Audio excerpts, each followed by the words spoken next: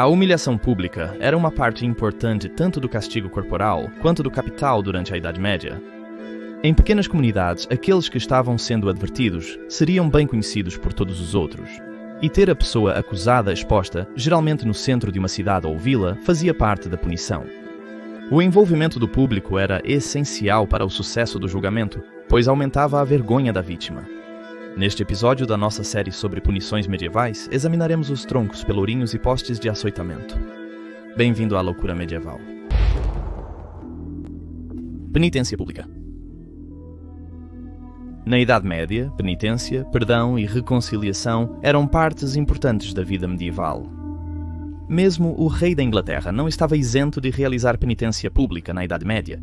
Thomas A. Becket foi assassinado em 1170 por 4 cavaleiros do rei, que interpretaram mal suas palavras como um desejo pela morte de Becket.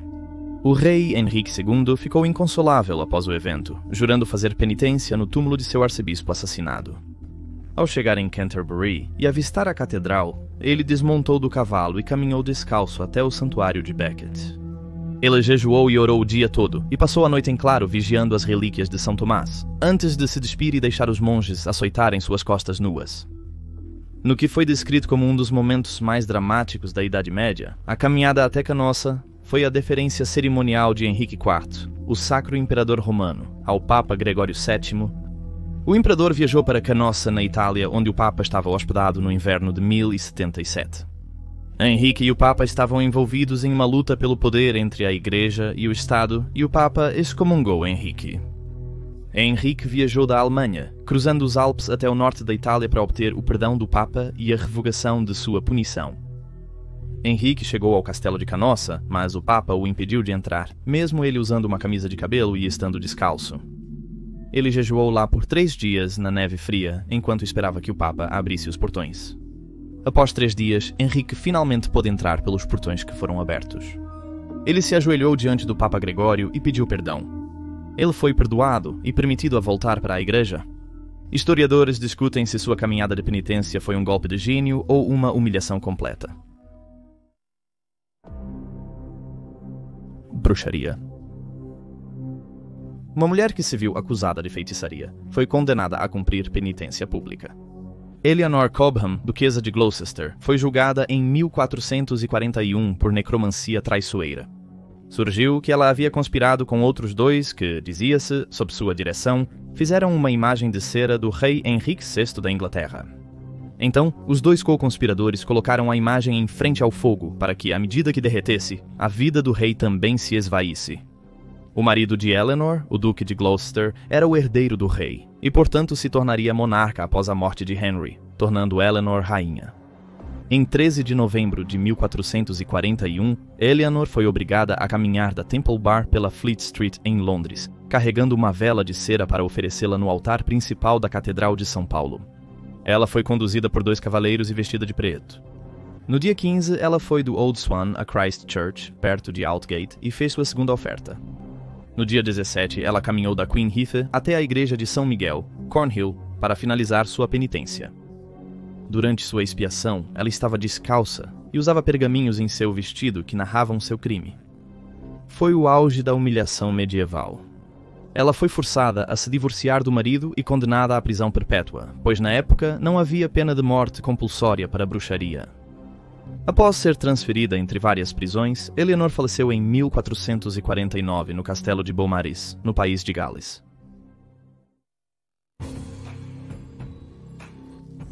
E pelourinhos. O uso desses troncos é mencionado tanto no Antigo quanto no Novo Testamento da Bíblia, quando Paulo e Silas, 2 discípulos de Jesus, foram, citação, colocados na prisão e tiveram seus pés presos nesses troncos.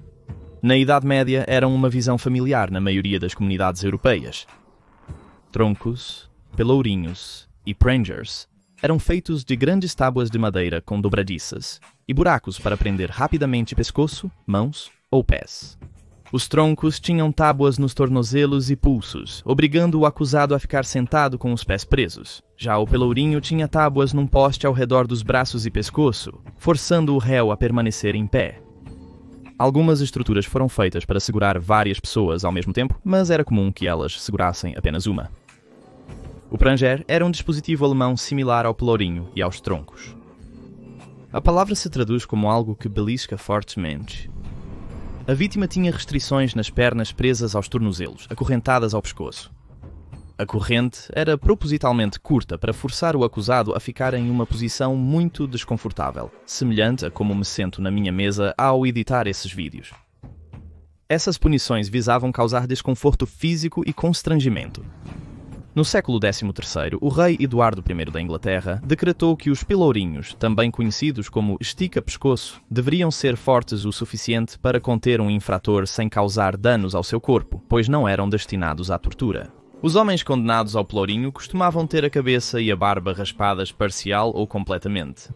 As vítimas mulheres teriam seus cabelos cortados ou até cabeças raspadas nos casos mais extremos. Panfletos poderiam ser espalhados pela cidade nomeando o criminoso e descrevendo o delito cometido. Um cartaz também poderia ser pendurado em um poste próximo ou no pescoço do infrator. As multidões se reuniriam e despejariam abusos na vítima indefesa, jogando qualquer coisa que conseguissem colocar as mãos. Frutas e vegetais podres, sujeira e excrementos eram usados como mísseis. Às vezes, animais mortos como ratos ou gatos eram pendurados no pescoço do acusado, e muitos eram mutilados ou mortos por espectadores excessivamente entusiasmados atirando pedras ou tijolos. O desconforto físico de ser restrito assim não pode ser menosprezado. O réu geralmente passava poucas horas no pelourinho, mas era muito mais desconfortável nas stocks, já que a vítima ficava dobrada e sem poder mover a cabeça. Apesar de menos dolorosas, as stocks podiam manter pessoas presas por dias ou semanas, com a exposição prolongada às vezes resultando em morte. Na Alta Idade Média, alguns prisioneiros foram mutilados durante pena no pelourinho. Era a oportunidade perfeita para o guarda mutilar o prisioneiro incapacitado, cortando o nariz, arrancando as orelhas ou o lábio superior. Alternativamente, a língua poderia ser perfurada ou o rosto marcado com ferro quente em brasa. Reincidentes frequentes muitas vezes tinham suas orelhas pregadas no pelourinho e para escapar após a sentença tinham que puxá-las e arrancá-las ou cortá-las antes. Açoitamento. Os anglo-saxões açoitavam os prisioneiros com chicotes. Acreditava-se que espancar um prisioneiro nas costas, coxas e nádegas como punição corporal, apesar de doloroso, não causava danos significativos.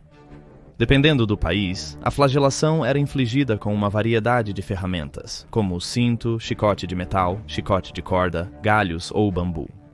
A flagelação tinha como objetivo a humilhação pública, embora pudesse ser usada como preparação para uma execução. O historiador inglês William de Malmesbury registrou uma história do rei Ethelred, o despreparado, quando ele era criança no século VIII. Ethelred irritou sua mãe, que sem ter um chicote pegou algumas velas e o espancou até deixá-lo inconsciente. A primeira regra do Manual de Paz: se você não consegue encontrar um chicote para açoitá-los, bata neles com o objeto mais próximo que você encontrar. Aparentemente, Ethelred ficou com tanto medo de velas que nunca mais permitiu que uma fosse acesa em sua presença.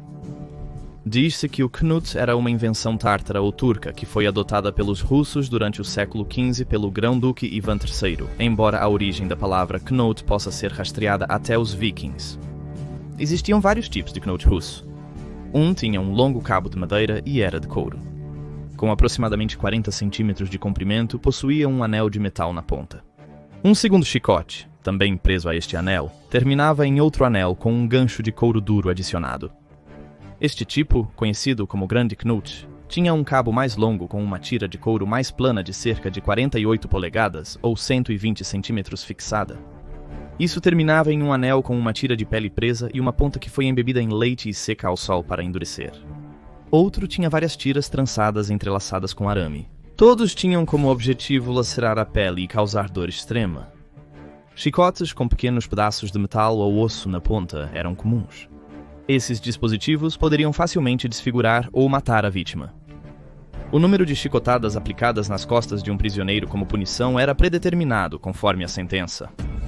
Despido até a cintura e amarrado a uma árvore ou poste, 100 ou 120 chicotadas poderiam levar à morte, com pedaços de carne arrancados do corpo e a vítima morrendo de perda de sangue.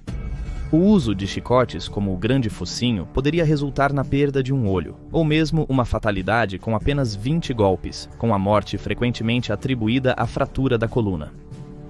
Na Idade Média, era comum combinar pelourinhos e postes de açoite para punir vários condenados simultaneamente. Um desses dispositivos estava no mercado próximo à prefeitura, em Wallingford, Berkshire, Inglaterra. Ele comportava 4 prisioneiros, 2 nas ações, 1 no poste de açoite e 1 no pelourinho. Apesar da remoção do poste de açoite e do pelourinho em 1830, as ações permaneceram por anos para abrigar bêbados que precisassem de repreensão. Possuir o direito de realizar um mercado era crucial para as comunidades medievais. Se uma cidade ou vila não tivesse um pelourinho visível e pronto para uso imediato, as autoridades locais poderiam negar seus direitos a um mercado. Os senhores manoriais tinham direito a um pelourinho, cadeiras de afogamento e forcas. No século XIV, durante o reinado de Eduardo III, Thomas de Chaworth recebeu a liberdade para caçar jogos nas florestas do rei, bem como o privilégio de um estande de cozinha, um pelourinho e uma forca em Alfreton, em Derbyshire. Entre os séculos XIV e XV, as punições tendiam a ser menos cruéis, embora ainda houvesse penalidades severas para os crimes mais graves. Estupradores poderiam ser castrados, cegados ou enforcados junto com ladrões, e ainda havia as punições mais severas para a traição, como decapitações, queimaduras e esquartejamentos. Mas no que diz respeito aos chamados crimes menores, agora havia um esforço para se mover em direção a uma punição mais leniente, mas humilhante, como os troncos e pelourinhos, na esperança de que uma vergonha pública ajudasse a controlar os bêbados, vagabundos e outros reprovados. Obrigado por assistir a este episódio de Loucura Medieval. Inscreva-se se curtir o conteúdo, pois lançamos um novo vídeo semanalmente. Saúde!